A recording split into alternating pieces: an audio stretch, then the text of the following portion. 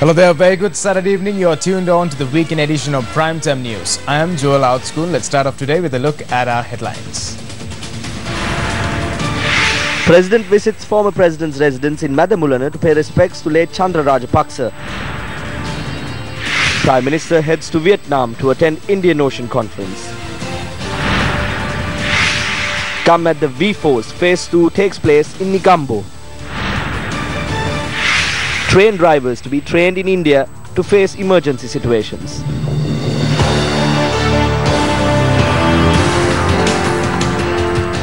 Starting off with our top story this evening, now the final rites of the younger brother of former President Mahinda Rajapaksa, Chandra Rajapaksa, were carried out today.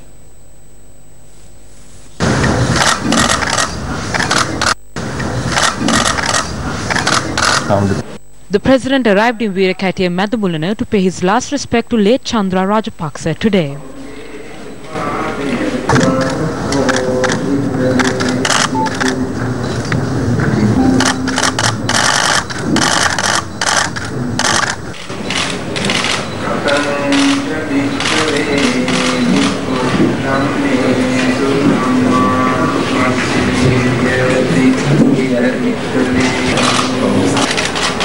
President Sirisena expressed his condolences to the former president and his family members.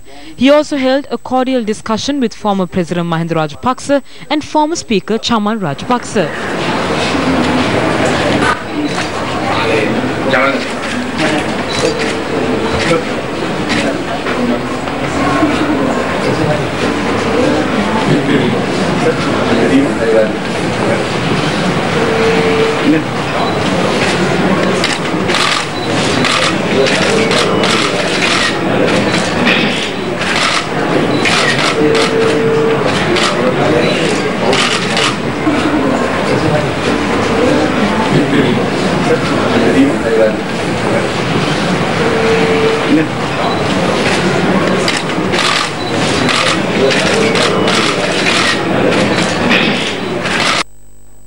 Several politicians, including the Minister of Higher Education and Cultural Affairs, Vijay Das Rajapaksa, paid their last respect to late Chandra Rajapaksa.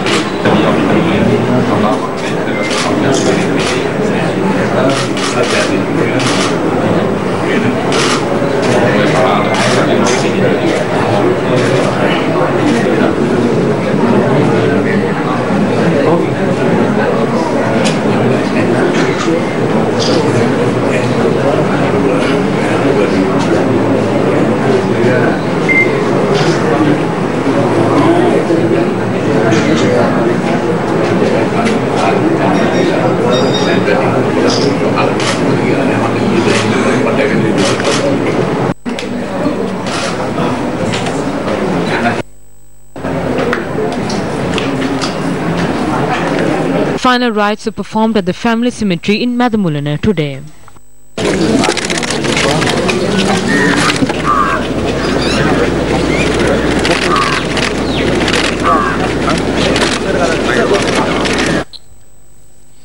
Moving on with more news, now Prime Minister Ranil Wickremesinghe left for Hanoi, Vietnam today to attend the Indian Ocean Conference, which is to be held on the 27th and 28th. The theme for this year's conference is Building Regional Architectures. It aims to promote strategic cooperation and trade ties between countries, consolidate security frameworks and administrative processes, and contribute to maintaining regional peace, stability, development and connectivity. Prime Minister Wickremesinghe is scheduled to address the inaugural session of the conference on the 27th of August. The annual summit, jointly initiated by Singapore, Bangladesh and Sri Lanka, is attended by heads of state of the region, ministers, diplomats, academics, officials and professionals. Vietnam is the host of this year's event. An 8-member delegation joined the Sri Lankan Premier on the visit. Well, now on the same matter, journalists questioned State Minister Sujiva Senasinghe whether the Prime Minister was visiting Vietnam to sign another trade agreement. The Prime Minister does not tell me every place he visits. If he had done so, I could have given you an answer. I'll check on any trade agreement the next time. We have not laid the foundation for an agreement with Vietnam. We have signed 28 trade agreements with Singapore. In the next few years, the camera in your hand will be manufactured in Sri Lanka.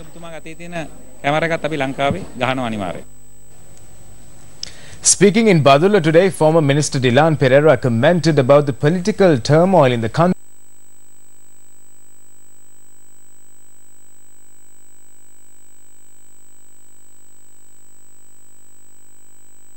The delimitation report was put forward as the first step of the new electoral system following the abolition of the previous one.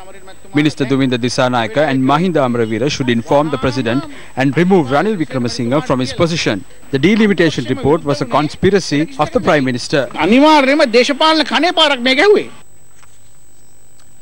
Minister Faisal Mustafa, an appointed politician and not elected by the people, has shifted his positions in the name of self-interest on many occasions. The question is, should the people continue to accept it? Let me ask you a question. Will you vote for the delimitation report?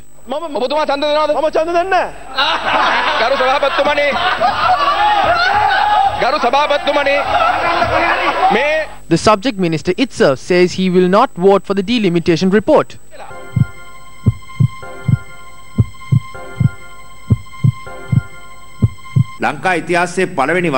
For the first time in Sri Lankan history, a report presented by the government was rejected by the representatives of the government. Even the subject minister voted against it. This happened for the first time in Sri Lankan history.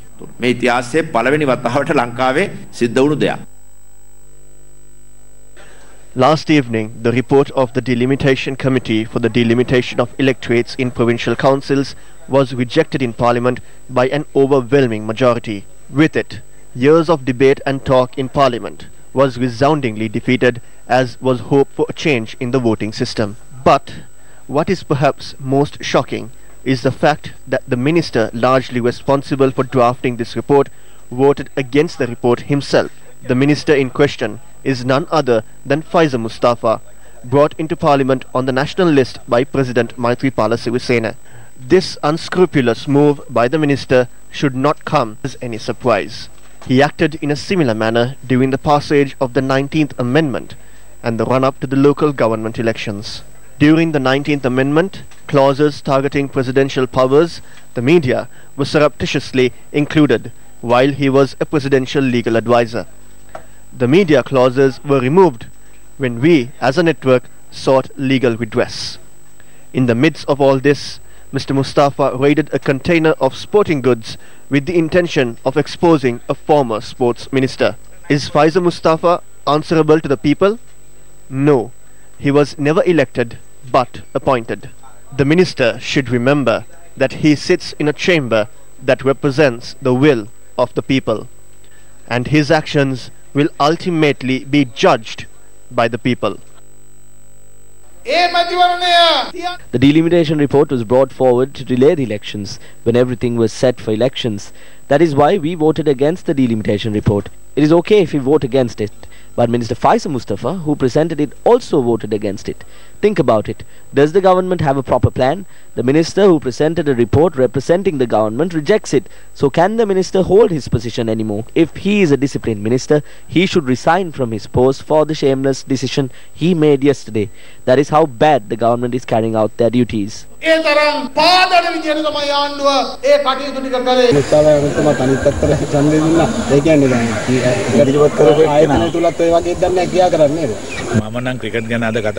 I will not speak about cricket today because Minister Faisal knows about cricket and the law more than I do, so I have stepped aside to let him handle it. I don't want to create problems within the government, but I'm sure when a new government comes into power, I will fix all the problems about cricket. A group of MPs have destroyed cricket in the country and the sports ministers are supporting them. That is the unfortunate situation. The people will respond to those politicians accordingly in the next elections.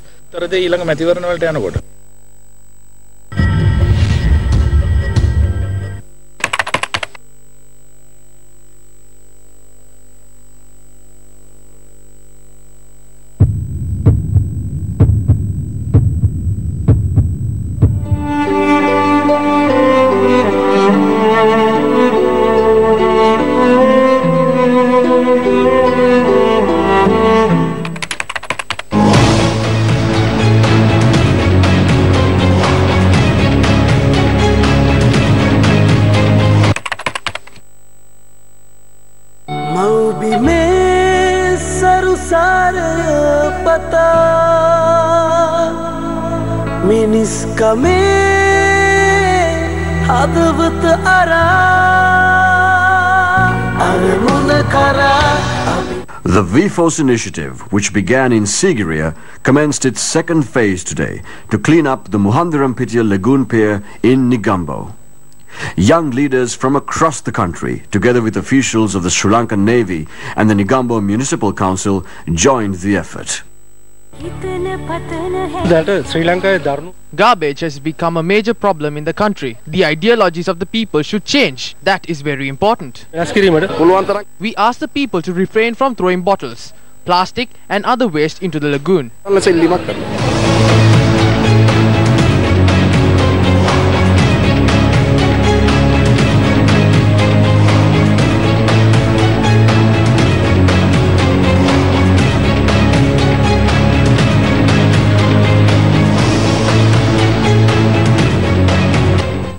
Students of the Sri Jayawardhanapura University, the Moratu University and members of the Asia Pacific Alliance for Disaster Management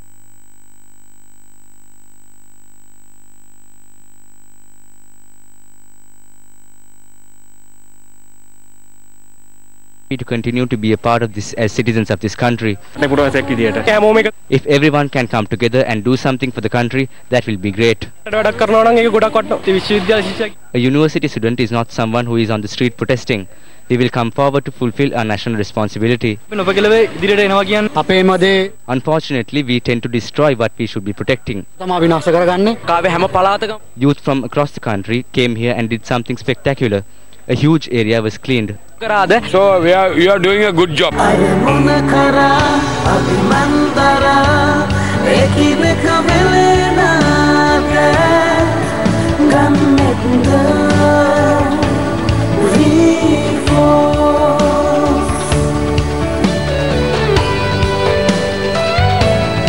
Where there is unity, there is always victory.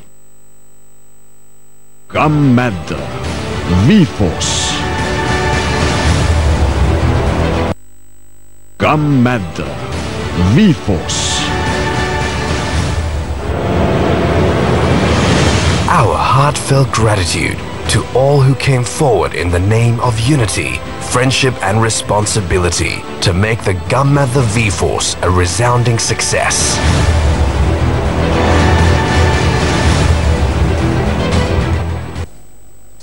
Still in local news, the 110th Udagammana under the Samta Savana Yali Pipidini program was vested with the public in Trincomalee, Muttur and Kilivedi areas under the patronage of Deputy Leader of the United National Party, Minister Sajid Premadasa, Minister of Housing and Construction. The village, which has been named as Muttur Nagar, consists of 25 houses, clean drinking water, electricity and entry routes. Ownership deeds were presented to people and a number of other programs were carried out in line with the event. Ebola වලට වැඩිය, SARS වලට වැඩිය, AIDS වලට වැඩිය, පිළිකාවට වැඩිය There's a serious disease spreading around the country and this is worse than Ebola, SARS or AIDS, and that is jealousy and hatred of our opponents. On the 19th, the same day the Gampe Relay was supposed to start, they asked railway employees who are getting 250,000 rupees salary a month to hold a strike. I would like to tell our opponents that on the day when you call for a strike in September, I will start building 100 Udagammana projects all over the country in 24 hours. තවත් උදාගම්මාන 100ක්ම ආරම්භ කරනවා කියන එක බොහොම ආඩම්බරෙන් තමුන්නාන්සලාට ප්‍රකාශ කරනවා. The proposal for a World Housing Year was submitted at the United Nations. Houses were built for poor people. This is how a leader who was elected from among the people would act. Well, today marks the Nikini Full Moon Poya Day, the second Poya in the Vas season. Nikini Poya Day celebrates the first ever Dhamma Sangayana, the first Buddhist council where what the Buddha said was agreed upon and recited.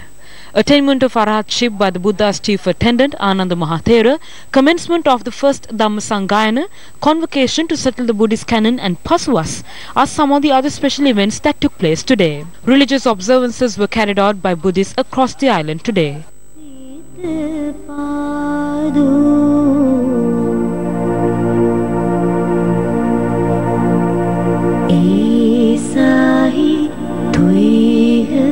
Sri Sambuddha Puja took place at the Shakyamalakiya located opposite the head office premises of the Capital Maharaja Organisation Limited with the support of the Sirius FM. Officials including channel head Sajid Ratnayaka attended the puja.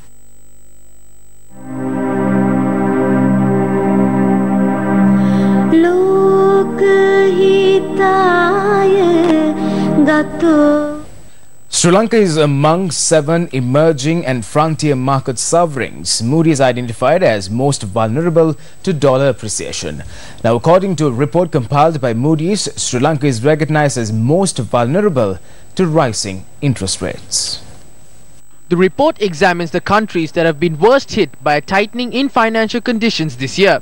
According to the report, in Sri Lanka, while foreign exchange reserves have increased over the past year, pressure on them will likely persist as external debt repayment requirements increase materially in 2019 to 2022. Moody's said the government's gross borrowing requirement of about 18.5% of GDP and foreign currency composition of outstanding debt at about 46%, making Sri Lanka one of the sovereigns that are more sensitive to tightening external financing conditions. The report says, similar to Pakistan, Sri Lanka's debt affordability would weaken further. In more business news this evening, the IMF official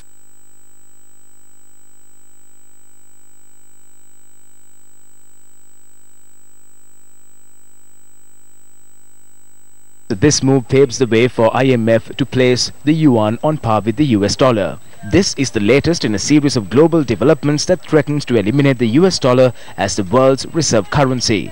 Experts predict this announcement will trigger one of the most profound transfers of wealth in our lifetime. Meanwhile, the selling price of the Sri Lankan rupee reached a new low against the US dollar to 162.11. And in news from Parliament, now Minister Field Marshal Sarath Fonseca making a controversial statement in Parliament yesterday, questioned if there was a rise of a police underworld in the country. He also questioned about the arrest of certain political figures with cases filed against them in the past. Several youth from my electorate, which is Kalania, are repeatedly arrested after informing the newspapers. Some of those engaged in politics with me had cases against them in the past. They are currently on bail. The STF raided the residence of one of the youth. They searched the house for nearly 6 hours and found nothing. They took him away because there was a packet of cannabis in a canal which is 80 meters away from the house. Again on the 19th of June, the STF raided the same residence. This time they recover a hand grenade from the roof of the house. It was not in the possession of this youth. There were others present. How can they individually select one youth and place him in remand custody? On the 6th of July, the STF and police take away the brother-in-law of one of my followers. He was hung and beaten for hours. Chili powder was put in his eyes and the polythene bag was put over his head. If such things are taking place in the country, you cannot build democracy in this country. If a police underworld has been created, you cannot instill democracy. On the 31st of July, I met the Minister of Law and Order at the office of Minister Taluta Altukorala. I told them to call Latif and say not to cause any injustice to those youth and the law needs to be enforced. Well, shifting your attention onto a story as mentioned on the headlines. Now, a program to create awareness among the officials of the Govijana Seva was held under the auspices of Minister of Agriculture, Mahinda Amarveera today. Incidentally, journalists questioned the minister about the railway strike action following this event. They entered into a strike action even after we held discussions and agreed to provide solutions within 2 months. Everyone knows that no one will be assaulted nor killed for launching strike actions, but the innocent people are burdened by this. We will take the necessary steps to face situations like this. India has volunteered to train the train engine drivers. We are holding discussions to get army officers and retired officers to serve the people if something like this happens again. On an interesting note now, although the prices of coconut has dropped, consumers do not receive the benefit and the planters continue to be burdened. The question is, who receives the benefits when the prices of coconuts drop? The price of a coconut stands between 20 to 30 rupees in areas that fall under the coconut triangle. 2 to 3 months ago, the wholesale price of a coconut stood at 70 rupees. It went down to 50 last month. it has further reduced to 25 to 28. The price has not reduced this fast in the past. The prices in Colombo are reduced to 40 to 45, but the retail price is around 70. The reduction in the price does not affect the consumer. The middlemen enjoy the benefits. Chairman of the Coconut Cultivation Board, Kapila Yakandawala, said the production of coconut has increased. He, however, said that the prices of coconuts remain the same as the middlemen enjoy the benefits. He added that the flesh of the coconut is not being imported into the country.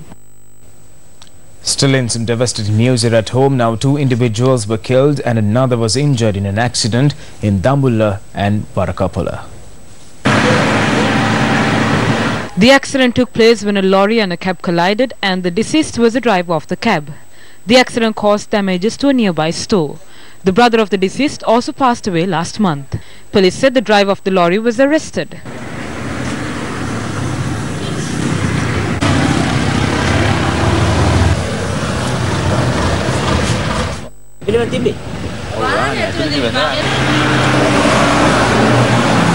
Another individual was killed in an accident in Thumbali at the Varakapula. The deceased was a 65-year-old resident of Varakapula. The rider of the motorbike was critically injured and was admitted to the Kegol General Hospital.